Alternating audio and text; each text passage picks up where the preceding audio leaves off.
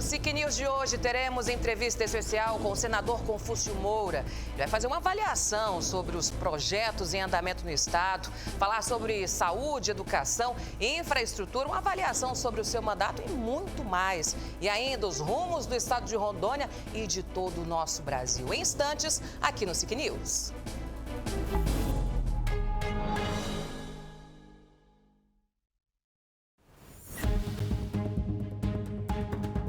SIC News. Oferecimento Grupo Aparício Carvalho. Você entre os melhores. IG Shopping Porto Velho. O shopping da Zona Leste.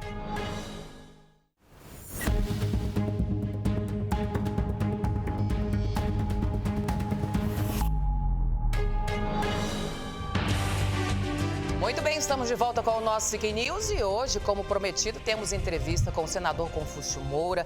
Ele vai falar sobre diversos assuntos. Everton Leone está conosco. Boa noite, Everton Leone. Boa noite, senador Confúcio Moura. Seja muito bem-vindo ao nosso SIC News. Obrigado. Boa noite, Mary Santos. Seja bem-vinda também. Obrigada. Sempre bem-vinda, né? Passamos final de semana aí distantes um do outro. O programa foi na sexta-feira e a gente é acostumado a estar sempre no jornal, mas tivemos esse ato do final de semana. Mas, enfim, o trecho aqui de Rondônia, da BR, vamos começar assim com o senador, tem dado muita dor de cabeça para todos. Não só para nós rondonienses, mas para aqueles que são obrigados a trafegar pela BR.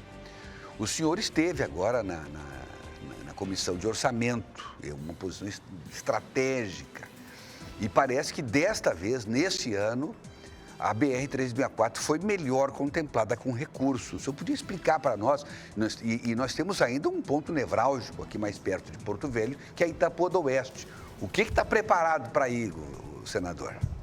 Boa noite. Boa noite. Um abraço a todos os seus telespectadores. Muito obrigado pela entrevista aqui na SIC News, do Everton Leone. Olha, gente, a situação das estradas brasileiras hoje, 66%, Leves, 66%, quase 70% está em estado crítico, ruim, do Brasil inteiro. A nossa BR-364 também está ruim. O orçamento do DENIT ano passado nunca teve tão péssimo. O orçamento do DENIT era de 6 bilhões e pouquinho, para o Brasil inteiro, 6 bilhões e pouco. Isso você não consegue duplicar, você não consegue arrumar, você não consegue fazer uma ponte nova com esse dinheiro. E com a PEC da transição do governo Lula, no período de transição dele, ele propôs ao Congresso um aporte em cerca de 170 bilhões de reais novos para tocar o Minha Casa Minha Vida, tocar o Bolsa Família e outros programas. E aí nós incluímos também a área de infraestrutura, da área de saúde, e conseguimos aumentar substancialmente os recursos do DENIT, das estradas, que foi para um valor global de 22 bilhões de reais. Rondônia recebeu 400 bilhões de reais para esse exercício de 2023. Esse dinheiro é suficiente para fazer a manutenção da BR, manter os contratos já em andamento. Não é? O trecho de Itapuã do Oeste, que é o pior da BR de Cuiabá até aqui, ele é 44 milhões, está licitado, ordem de serviço dada, só esperando mesmo as chuvas abrandarem um pouco, para começar agora entre maio e junho. Então, esse trecho ali será feito um serviço bem feito, porque ali por baixo de Itapuã tem uma verdadeira mina de água. A infiltração do Lago de Samuel, que fica ali pertinho, infiltra ali, e ali é um minadouro de água por baixo do asfalto. Não existe nada pior para o asfalto do que água permanente. O asfalto amolece, as carretas passam, arruma, a carreta passa, afunda. Então, com esse serviço agora será feito um corte profundo e aí vem as camadas de pedra, brita, concreto, pedra, até chegar em cima onde será feito um pavimento novo de 2 quilômetros e pouco, com um concreto diferenciado que eu, não sendo engenheiro, não vou saber explicar para vocês. Mas será resolvido este ano. Agora, inadmissível, senador, é deixar chegar nesse ponto, né? Pois é, chegou e aquilo ali, aquele trecho não é do primeiro ano, aquilo é permanente. Ali na proximidade, lá na frente, um pouquinho de Itapuã, perto de Triunfo, tinha 2 pontos iguais. O lá perto de Triunfo, na entrada, Foi resolvido, isso há uns 7 anos atrás, nunca mais voltou. Foi bem feito o serviço. O de Itapuã nunca foi bem feito. Todo ano passa ali uma camada de asfalto novo e aquilo não resolve. Mas eu creio que agora, com esse programa, eu tive agora de manhã cedinho lá no DENIT, eles me falaram que agora é para valer, é um serviço definitivo. E Ariquemes, que é a sua região, tem alguma coisa programada para lá, senador? Ali Ariquemes é porque o movimento de tudo em Rondônia, mesmo das pontes, por exemplo, as pontes da BR-364, trecho de Rondônia, elas foram construídas dos anos, acho que 1980 e pouco. E não estava prevista essa quantidade de movimento de carga. Você pode passar aqui pertinho, aqui na entrada ali de Samuel, tem uma ponte ali que você vê a ferragem exposta. Isso. As ferragens expostas. Já chegou para nós essa reclamação. Então, e assim, quase todas estão assim. Porque elas são muito antigas, elas têm mais de 50 anos.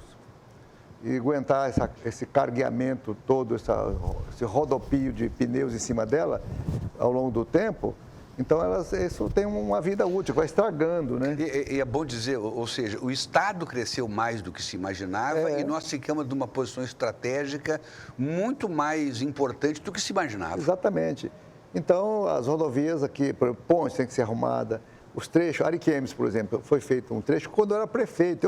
Eu como prefeito, que fiz o projeto do DENIT. Paguei engenheiro de Brasília para fazer aquele projeto e doei o projeto, porque eles não tinham gente para fazer projeto. A prefeitura fez e entregou. Mas foi um projeto meia boca, né? Porque lá as marginais são muito feias, não tem iluminação até hoje, é escuro à noite. Né? Agora, nesse trecho, e a cidade cresceu. O Parque Industrial de Ariquemes está lá na beira do Rio Branco, depois da Polícia Rodoviária Federal, até lá embaixo, onde tem ali uma indústria de ração. Então, vai ficar ali em torno de 7 km, 8, que será todo arrumado. A previsão é uma iluminação boa, arrumar as marginais, um paisagismo. Quanto deve ser investido ali? E também um viaduto ali, semelhante àquele viaduto de Paraná. Sim. Então, com aquele viaduto lá em Ariquemes, aí fica resolvido o problema, evita acidentes de motos, carros, que ali é constante. O senhor lembra de quanto será o investimento? Não, lá em Ariquemes a estimativa é de torno de 50 milhões. 50 milhões para fazer tudo isso que eu acabei de falar. Itapuã é 44 milhões. Tem um trecho também urbano lá em Presidente Médici, vai ficar na ordem de 12 milhões. E tem um trecho muito ruim, alagadiço, na 429, lá em São Miguel do Guaporé, deve ficar nos 8 milhões também. Parece que Médici também tem problema, né? Tem, nós vamos colocar lá em Médici também, lá está previsto. E vai sobrar dinheiro, a BR toda será arrumada. E tem o mais importante, que foi dividido de Vilhena até Porto Velho, trecho de 100 quilômetros, 100 até Porto Velho.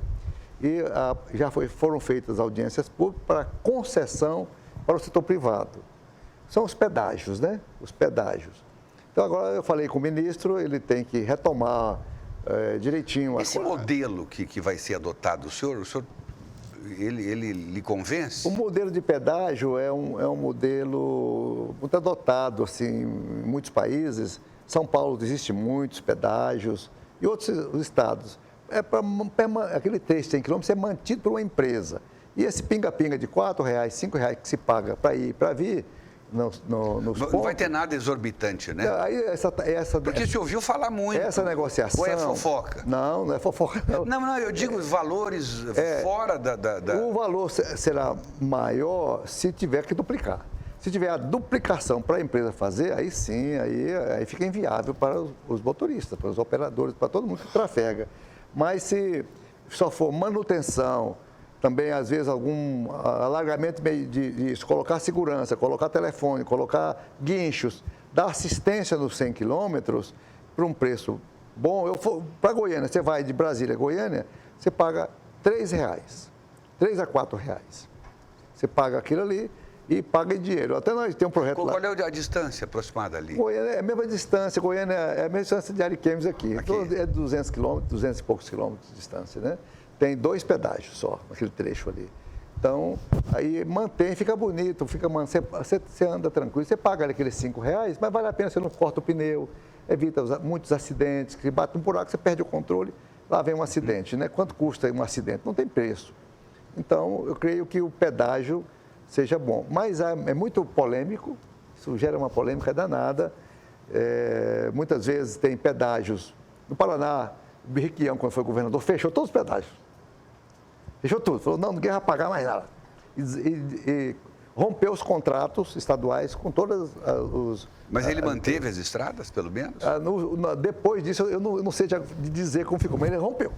Devido à polêmica que surgia, e politicamente a gente prometeu numa campanha que faria isso. Ele ganhou para governador na época, faz muitos anos. Aí teve que cumprir. Aí teve que cumprir. Mas aqui em Rondônia, o que a gente precisa é o volume de carreta é muito grande, né? É muito grande. E é uma necessidade de se criar alguma coisa. Ou se arruma pelo poder público, que você sabe que é complicado, ou se faz uma concessão para terceiros. Isso é fundamental. Aqui tem um trecho necessário de pavimentação, que é o trecho ali do Hospital do Amor e por dentro para sair no porto. Sim. Aquele anel viário. Perfeito. Que veio desafogar o centro de Porto Velho em parte, né? Mas devido lá ser estrada de chão, às vezes o pessoal prefere passar pelo centro da cidade, pela Jorge Teixeira. Então, eu creio que eu reclamei, nós vamos verificar quanto vai custar. Naquela época, quando eu era governador, o Caetano, que era do DR, que fez aquele desvio para nós, né? A pedido, todo mundo pediu. Eu lembro. Desafoga o centro de Porto Velho, tira essas carretas daqui, muito acidente. Caetano fez. Eu estava com 30 milhões em caixa, assim, disponível para fazer aquela pavimentação asfáltica. Mas o asfalto do Estado é de 8 metros. E não tem grandes acostamentos, ele faz com economia. O direito não deixou fazer. Falei, então vocês façam. E eles fizeram um orçamento de 250 milhões. Eu tinha 30, eu faria. Olha só. Com 30 eu faria. Estava feito, não é?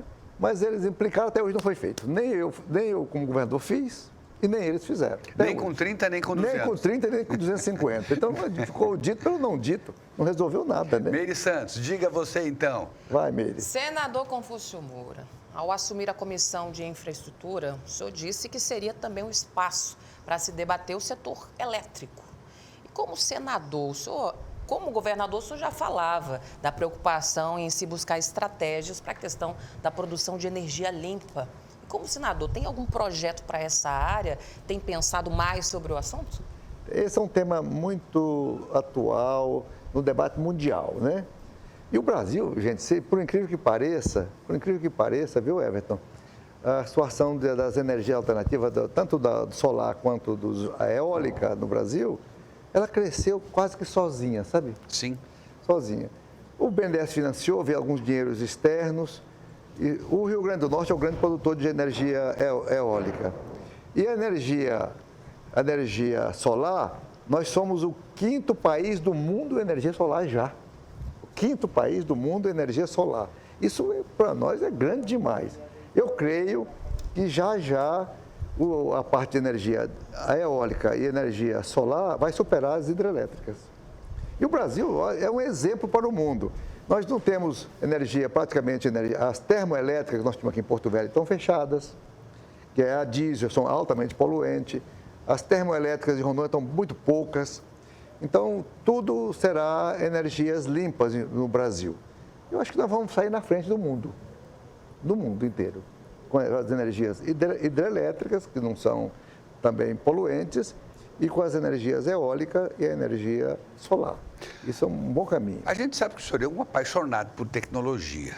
O senhor mesmo, no governo, conseguiu, lá na prefeitura de Ariquemes, já pensava na digitalização da cidade. Exatamente.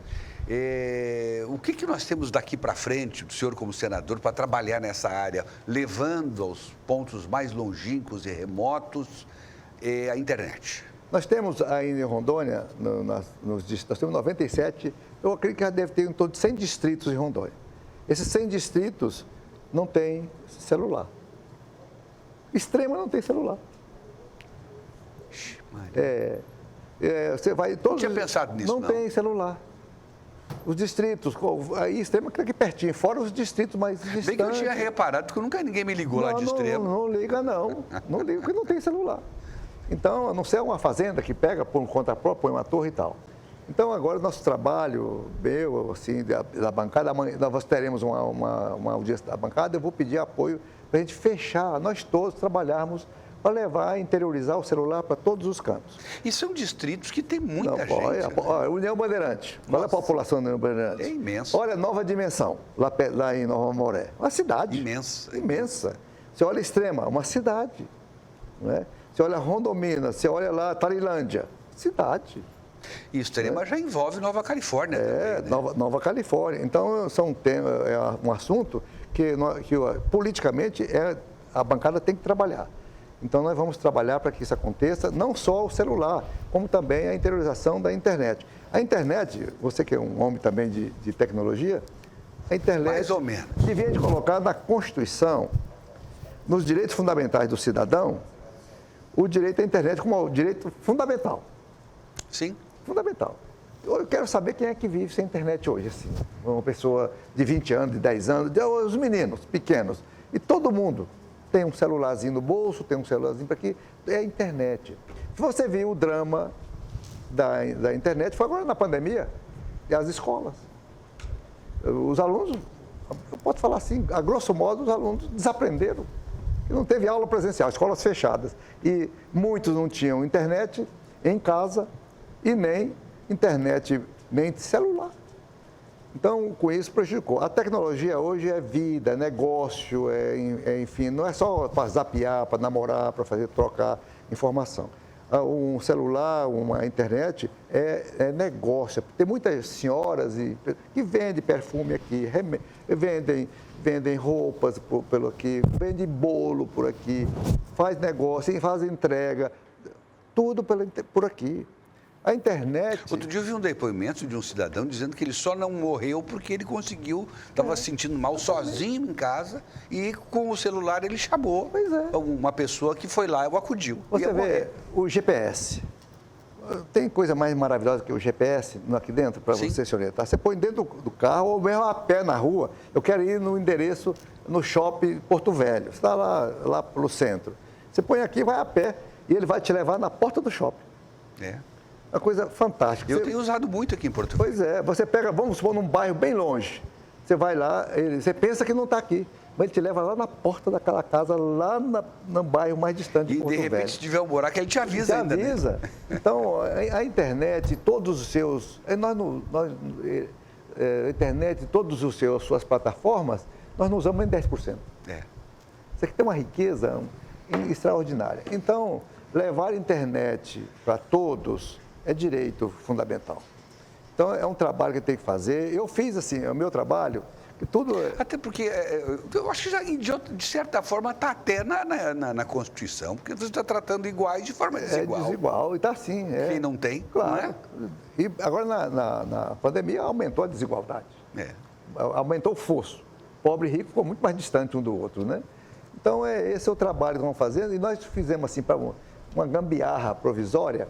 Agora, nesse período de pandemia, nós colocamos pontos de GESAC. GESAC é uma antenazinha da Telebrás, que a gente coloca em cima de uma escolinha rural ou em cima de um centro de saúde rural. Com isso, a internet é de ótima qualidade, é satélite. Sim. Eu coloco, eu ponho a emenda lá da Telebrás, e a Telebrás vai e faz onde a gente quer. E enchemos a região aqui, daqui, região de Triunfo, a região de Candeias, lá na ponta de Guajará-Mirim para dentro, nas aldeias, tudo tem as antenas GESAC. Ela é uma anteninha bonita, fica lá em cima. E qual é o raio? Ela faz o seguinte, se você colocar um pequeno equipamento, ela atende uma comunidade toda. Se for só ela pura ali, ela atende 100 metros no entorno. Olha bem, eu vou te contar o caso de Calama, né?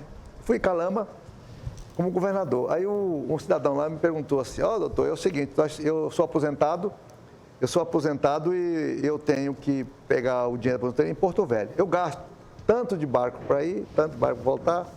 Eu tenho de dormir, eu tenho que pagar alimentação, né? Pagar alimentação.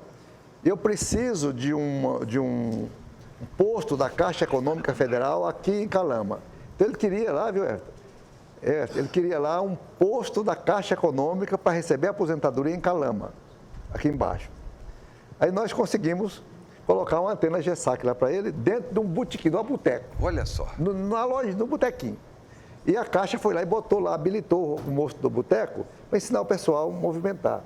Então, dentro do mercadinho, O povo ia lá. Muito bem. Aí o pessoal de Calama, os professores, descobriu que tinha 100 metros de internet gratuita. Tinha uns pés de manga, eles botaram uns bancos e ficaram, sabe? A tardezinha estava cheia de gente lá. Baixo do pé de manga. Como comprar o celular debaixo do pé de manga. Então, leva o celular, leva a internet, que o povo dá seu jeito. Virou o point da cidade. Reunia todo mundo no banquinho, estava com as meninas lá, nem falava nada, lá debaixo do pé de manga.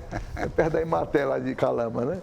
Interessante. Então, você veja que resolve, ajuda. Não há vida onde não houver internet. E você passa a ver quem você não via. O pessoal simples do interior, dos distritos ribeirinhos, extrativistas, indígenas, enfim, essas comunidades isoladas que ficam dentro da... E até para ouvir uma rádio, pelo celular, pelo aplicativo, não é? O papo é o seguinte, a gente educa com celular. Se a escola for ruim demais, fecha a escola e dá um celular que resolve. É verdade.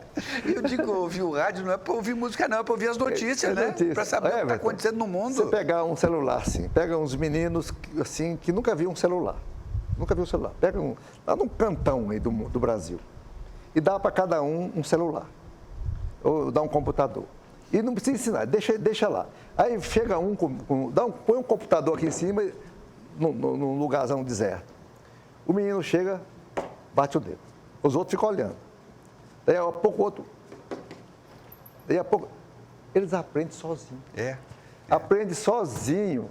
E aquilo. Aí daí a pouco faz fila de menino querendo tocar naquele celular. Porque tudo tem uma lógica. Tudo tem uma lógica, eles vão sozinho. Isso foi feito na Índia, né? A Índia fez isso de pesquisa científica, que o computador pode ser colocado nas comunidades e a população resolve. E quanto mais jovem, melhor, né? Quanto mais. O que o menino, o moleque é o seguinte: você deve ter neto, ou se não tiver, vai ter. Tenho. O neto, o menino pequenininho, pega o celular, ele não tem medo. Eu tenho medo aqui, eu medo de travar o celular, né, de dar dar uma travada e não saber sair dele. Mas o moleque quer saber, ele mete o dedo, pá. Ou ligar para alguém sem querer. Vai lá. que acontece muito, né? Dá um desespero. Você está vendo? E eles aprendem sozinhos. Daqui a pouco você vê um menininho seu lá, uns 5 anos, 6 anos, sabendo jogar, fazer tudo aqui no celular. Você fala, o que você aprendeu? Não, aprendi sozinho aqui, vai só. É verdade. Não é? Ele foi feito para isso. Foi feito para isso. Pra usar isso é uma loucura, isso é algo extraordinário, isso é o admirável mundo novo, né? Isso aqui é uma utopia, né? O criador disse, eu tenho que inventar uma coisa que seja a extensão do braço da pessoa, né? Coisa impressionante, né?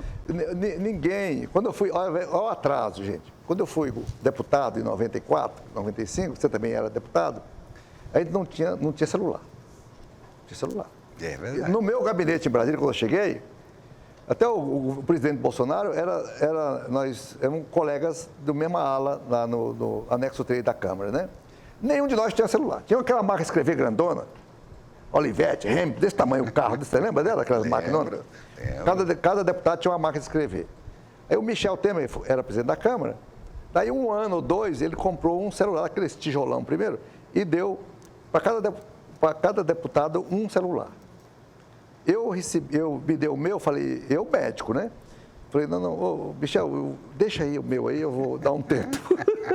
Mexer com esse bicho aí. Eu fiquei assim, olha, esse troço pode dar um câncer no ouvido, né? Eu vou pegar essa zorra aqui, pôr aqui no meu ouvido, e essas radiações, essas ondas, entram no meu cérebro, vai me deteriorar tudo. Já não é bom. E entrar isso aí dentro, esses raios. Aí eu fiquei olhando os outros, todo mundo falando, pau, e todo mundo normal. Falei, não, então deixa eu ir buscar o meu. Nery Santos. Senador, saindo da área da tecnologia, vamos para um tema mais sensível. Vamos. No início desse mês, o senhor, em um dos seus discursos, apontou a questão da fome. Nós temos, o Brasil voltou no ano passado para o mapa da fome da Organização das Nações Unidas. Os números apontam aí que 100 milhões de brasileiros estão em situação de carência alimentar. Como ajudar? O senhor, inclusive, chamou a atenção do governo federal para voltar todos os seus esforços e priorizar o combate à fome. Hoje a prioridade dos prefeitos, dos governadores, do presidente da República é acabar com a fome no Brasil. Nós já tínhamos vencido essa etapa, era uma página virada. Voltamos a ter fome no Brasil. É inadmissível um país que exporta comida, grãos para o mundo todo, com os maiores produtores do mundo, de soja, milho e tudo mais, está passando fome. Olha, a soja é proteína. O milho tem carboidrato, tem proteína, tem gordura, tem tudo. Não é? Como é que exporta e não tem alimento para atender a pobreza brasileira. Então, alguma coisa está errada. Então, esse é um tema que nós temos que batalhar, é uma prioridade não só do presidente da República, não. Isso não é só do Lula, não. Isso é uma prioridade de todos, principalmente dos prefeitos. Por que prefeito? Porque o prefeito, hoje, com o sistema de assistência social descentralizada, temos o SUS e temos o SUAS. Né?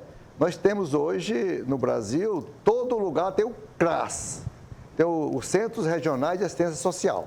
Todo lugar tem.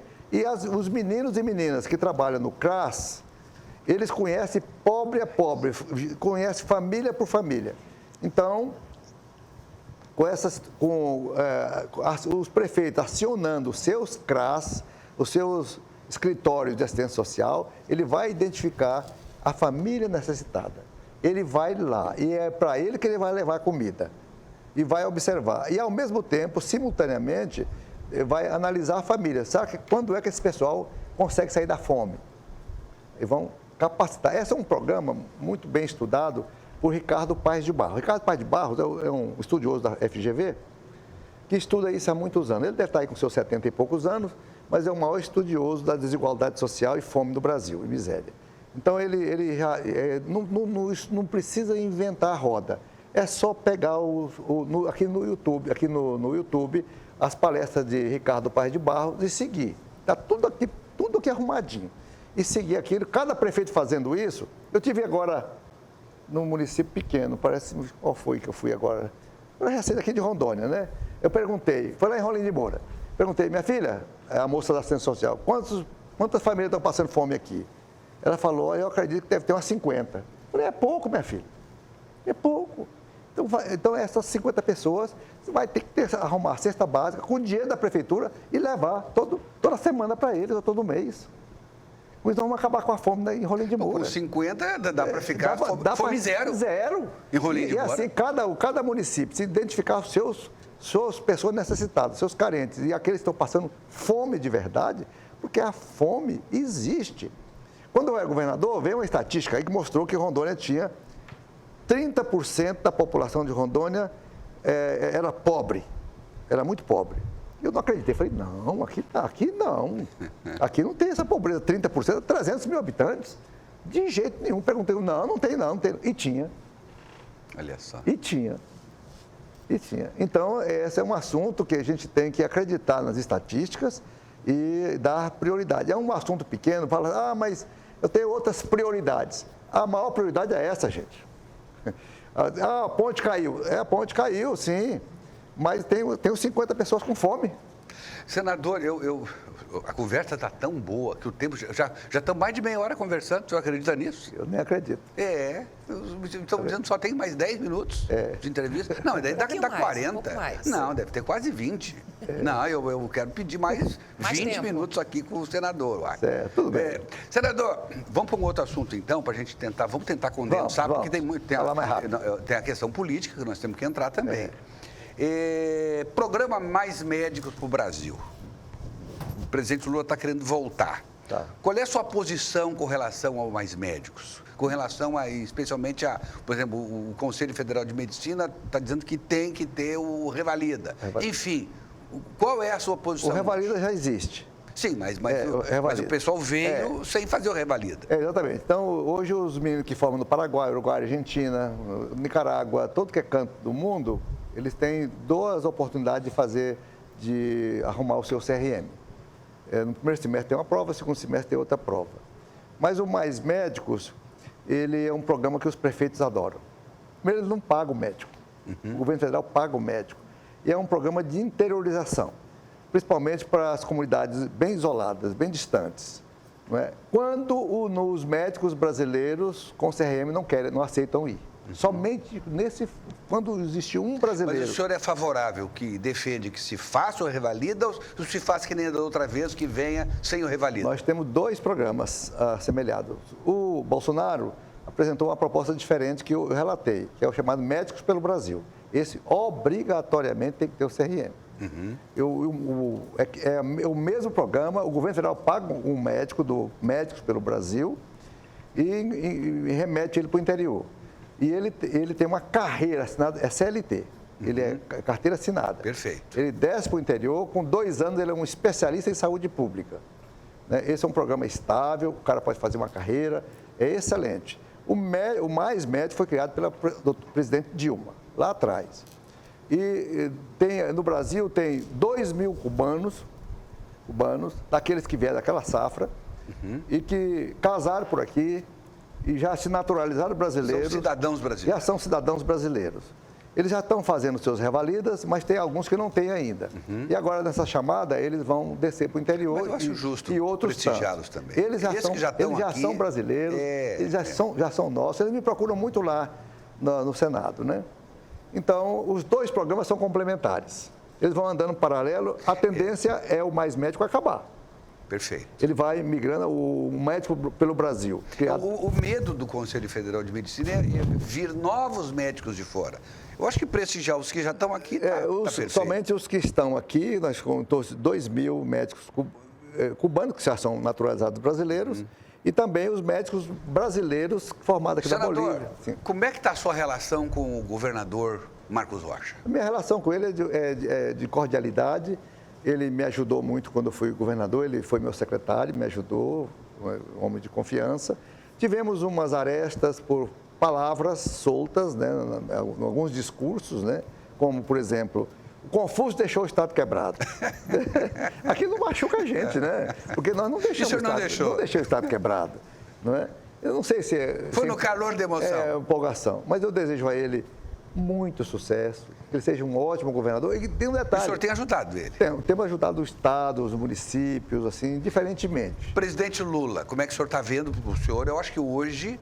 Inclusive, o senhor está conversando com a bancada para ver que, afinal de contas, em que posição ficará a bancada. O senhor está do lado do presidente Lula. Exatamente. Eu votei no primeiro turno para a nossa candidata, com a Simone Tebet, né? No segundo turno eu votei no Lula. Então, o Lula é um homem, é um líder muito experiente no Brasil. Ele já teve o 3º mandato dele. Eu acho que na história não tem nenhum caso de um presidente 3 vezes eleitos no mandato. Só tivemos 2, né? Que foi Fernando Henrique e outros tantos. Então, eu espero assim que a equipe dele, composta hoje de excelentes ministros, que são ex-governadores, né, muito experientes, governadores da Bahia, governadores do Maranhão, governadores não sei de onde. Então, o Wellington Dias, que é governador, foi 4 vezes governador do estado do Piauí. Então, são ministros experientes. Então, nós rogamos que o presidente Lula consiga estabilizar o país, né, e dar um rumo de crescimento estável e que as políticas brasileiras não sejam políticas populistas, políticas de momento, política para ganhar eleição, política do hoje, políticas só de vista de baixo alcance. Nós devemos pensar o seguinte: o Brasil tem que fazer coisas certas, programas corretos e aproveitar tudo que um presidente de bom ele fez, a gente aproveitar. Se o Bolsonaro fez coisa boa, vamos aproveitar. Se o Lula lá atrás, o Fernando Henrique fez programas bons, vamos dar continuidade. Não vamos destruir, porque é muito caro montar um programa público, Minha Casa Minha Vida. Acabou. Agora você vai retomar, daqui a pouco fecha de novo. Então fica um programa sem segurança de continuidade. E é isso que tem atrapalhado o Brasil e feito no Brasil, Vitor, que nós temos 40 anos que nós não crescemos no Brasil. 4 décadas chamadas perdidas, né? Isso é muito triste para um país do tamanho do Brasil. Meire Santos. Senador, o senhor é contra a medida que tira os poderes das agências reguladoras? De jeito nenhum. Sou a favor das agências reguladoras independentes, autônomas, que possam fiscalizar o Estado. Foi com esse objetivo que eu votei nas agências reguladoras no governo Fernando Henrique.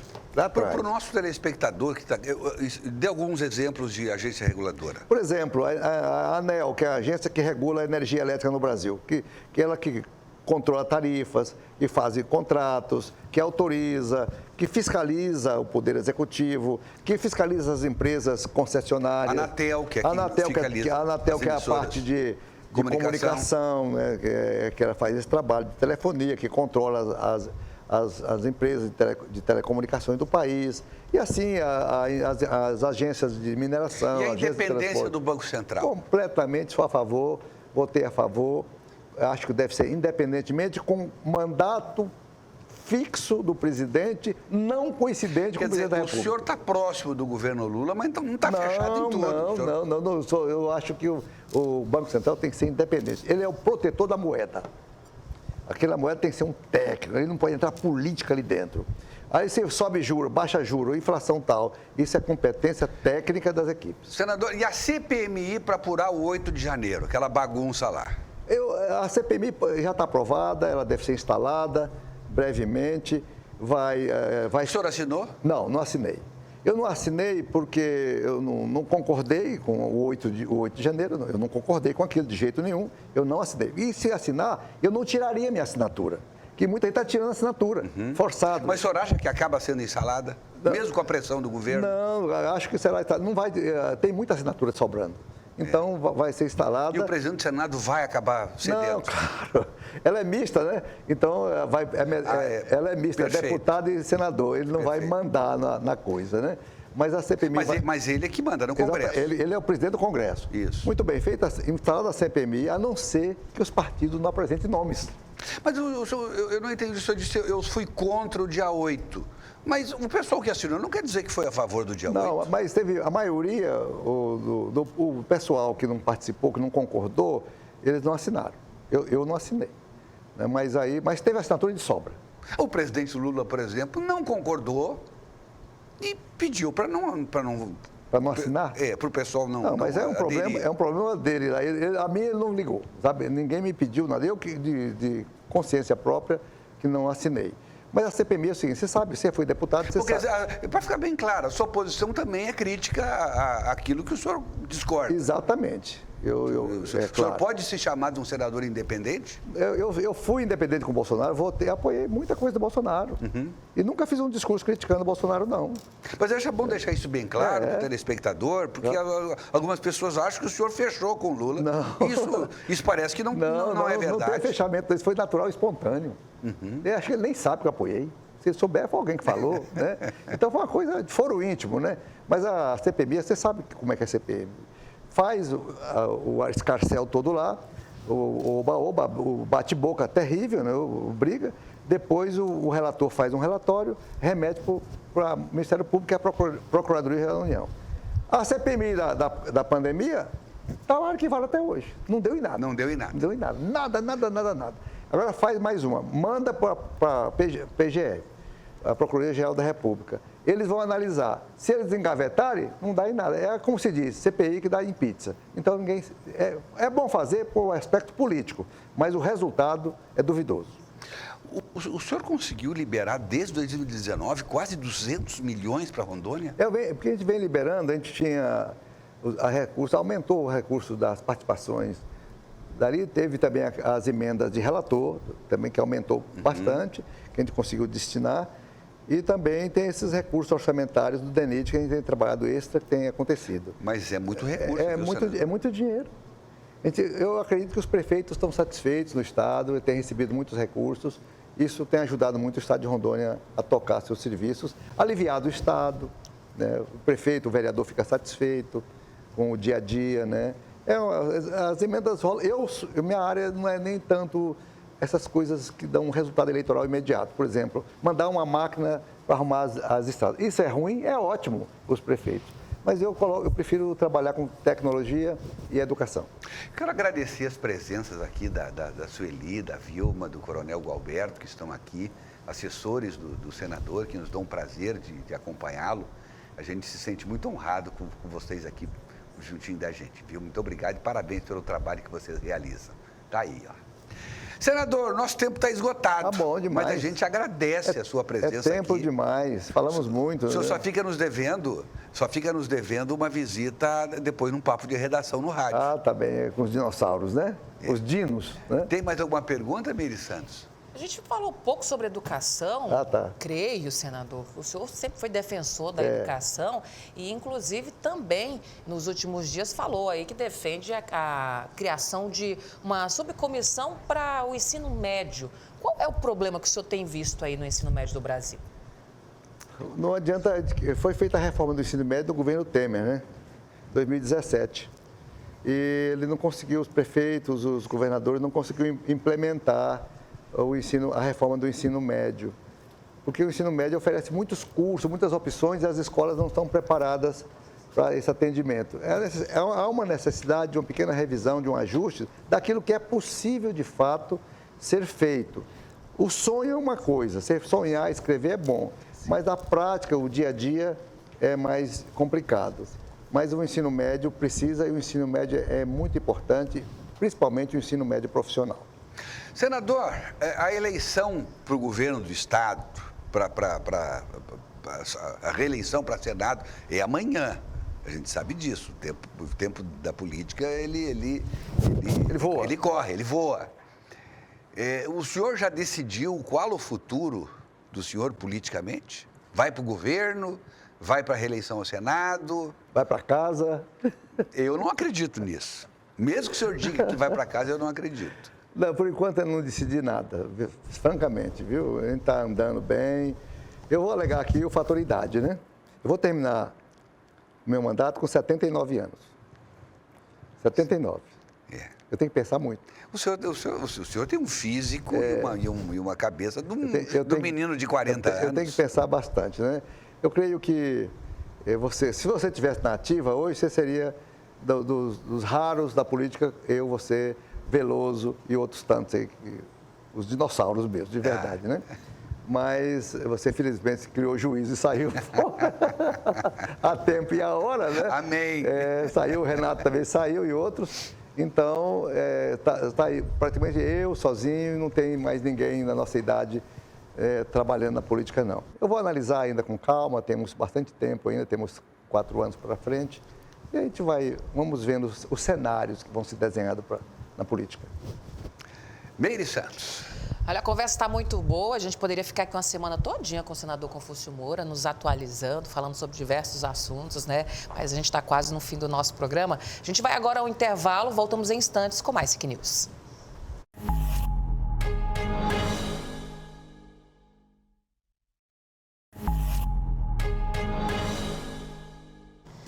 Muito bem, estamos de volta com o nosso SIC News, sempre agradecendo o carinho da sua audiência, né? Entrevista super mais que especial, Everton Leone, com o senador Confúcio Moura.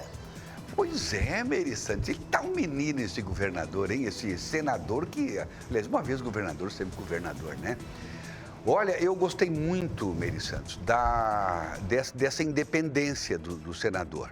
Ele, inegavelmente, o partido do senador, o MDB, ele apoia o governo que está aí, o governo Lula, mas o Confúcio Moura tem se mostrado independente em várias matérias. Eu acho que isso é importante. Eu acho que aquilo que é bom que o governo traga para a discussão, o senador deve apoiar.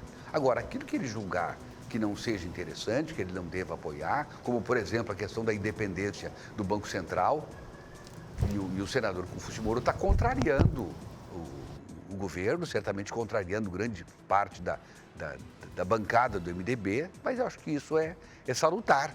E muita gente não tinha essa expectativa, achava que o Confúcio Moura estava fechado com o governo federal de qualquer jeito. E a gente está vendo que não está. E aí a Ana Célia perguntando aqui, já que você falou que Confúcio Moura está muito jovem, né? Perguntando o seguinte: não acredita que ele, depois de senador, vai se aposentar, Everton Leone? A gente passou a semana toda avisando aí que ele poderia estar aqui conosco e ela já falou, aposentadoria não, Confúcio Moura.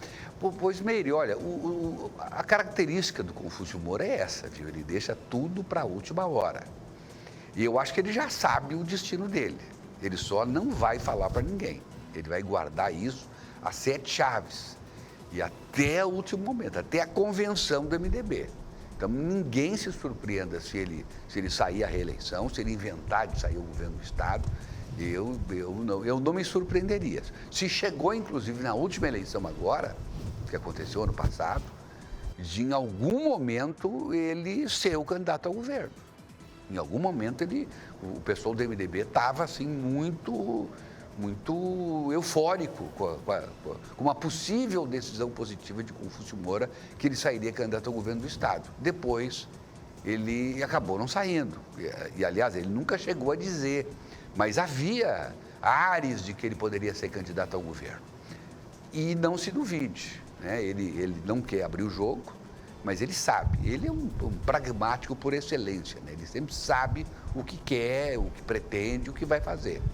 Então, ele vai guardar 7 chaves essa decisão com relação ao futuro político dele. Só acho que ele não vai para casa. Agora, Everton, você disse sobre a relação hoje do senador Confúcio Moura com o governo federal, mas também a relação com o governo do Estado. É importante que se tenha esse bom relacionamento, né? Assim, tem que ver até que ponto o senador foi sincero, né? Porque houve, assim, e ele chegou a deixar transparecer que ficou um pouco chateado com o governador Marcos Rocha, justamente com aquelas afirmações de que o Estado estaria quebrado. Isso também desagradou ao vice-governador Daniel Pereira na época. E o Confúcio Moura também não é assim também de esquecer fácil as coisas. A gente conhece o senador Confúcio Moura, ele é uma pessoa boa, uma pessoa de um bom coração, mas ele também tem uma memória muito boa. É outra característica dele. Evidentemente que aquilo tudo que for importante para o governo, para o Estado, para o povo de Rondônia, ele vai procurar ajudar. E tem ajudado, é bom que se diga. E tem ajudado. Agora, que não se espere que ele também possa sentar à mesma mesa que o governador e eventualmente traçarem alguns projetos políticos futuros. Nisso eu não acredito. Muito bem, Everton Leone, agradecer aqui o carinho da audiência, do Murilo Braga, que participa conosco também, do Antônio Carlos Guimarães, que está nos acompanhando, e agradecer também a todas as pessoas que nos acompanham na internet, estão sempre compartilhando os nossos conteúdos. O Murilo Braga está assistindo, e o Carmela Dutra, tá? O Murilo Braga, olha, não tinha reparado, é o nome da escola aqui, né? Que maravilha. Um abraço para você, viu, Murilo? Obrigada pela sua audiência e de toda a sua família. A sua irmã também, Carolina Braga, que nos acompanha todos os dias. Everton. Vamos chegando no final do jornal já? Já, finalzinho do nosso SIC News, mas amanhã tem muito mais, Everton Leone. Você estava com saudade de mim, Everton? Fiquei 15 dias da semana passada, lá da semana passada, longe de ti. Você ficou com saudade? Mais ou menos. Foi mais ou menos assim, uns 15 dias sem pedir picolé da Frutas de Goiás. Nós já estamos juntos há uma semana, Meire Santos. Já passou aquela saudade toda. É porque parece que foi ontem, Everton Leone. Quero agradecer a sua companhia de todos os dias. Mas eu sei que o nosso telespectador ficou com saudade de ti. Eu, mais ou menos, mas o povo ficou com muita saudade. Vou lançar uns prints aqui na telona da SIC TV aqui para você ver como é que ele ficou com saudade de mim, tá bom? Gente, seja feliz, hein? Hoje, amanhã. E sempre, boa noite, até amanhã. Boa noite. E tu ficou com saudade de mim? Claro que eu fiquei. Tô mesmo? Tanto que eu tô lembrando até hoje. Por que tu pisca o olho assim quando tu fala, treme aqui o olhinho? Eu tô lembrando até hoje, que foi ontem. Poxa. Mas foi Deu certo, muito boa a Gleice? entrevista com o Confúcio. Foi legal, gostei. Ele sempre é muito bom, sempre muito agradável. Ele poderia vir ficar a semana toda com a gente. Ele podia vir, eu não vi.